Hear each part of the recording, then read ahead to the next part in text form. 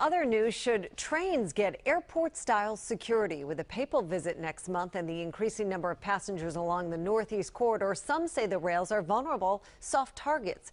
It's also a concern after Americans just stopped a train attack in France. WJZ investigator Mike Halgren's live at Penn Station right now with what's being done here. Mike? Mary, there's a 500-officer Amtrak police force, as well as MTA police and a special TSA program that assists with security. But the fact is, many smaller train stations have little to none of it, and they remain appealing targets.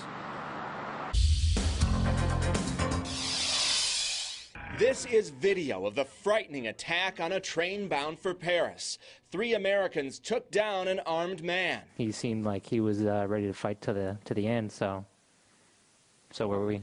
There's concern something like that could happen at home, especially on the critical northeastern corridor between New York and Washington, where security is being beefed up ahead of the Pope's visit next month. Chuck Greiner travels it regularly. There doesn't seem to be any real safeguards at all. I mean, you can run right up to the train and get on. But that's part of the appeal for passengers. No airport-style screening. Train travel is really convenient because you don't have to do all that safety stuff. A Homeland Security report 5 years ago found problems, but cost and complexity have stopped rail stations from adding things like mandatory full-body scans. Vernon Herron with the University of Maryland. I don't know if that level of security we have at airports would be practical at train stations. Herron points out Homeland Security randomly deploys what are called Viper teams. Those teams include agents in uniform and bomb-sniffing dogs, as well as agents out of uniform designed to blend in with passengers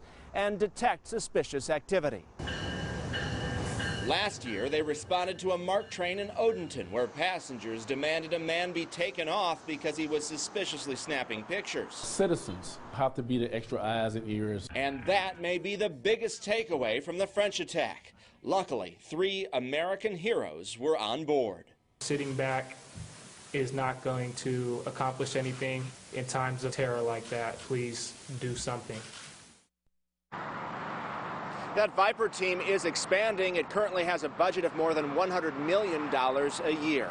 Live at Penn Station, Mike Halgren, WJZ Eyewitness News. All right, Mike, thank you. Amtrak says 3 out of every 4 people traveling between D.C. and New York take the train through Baltimore.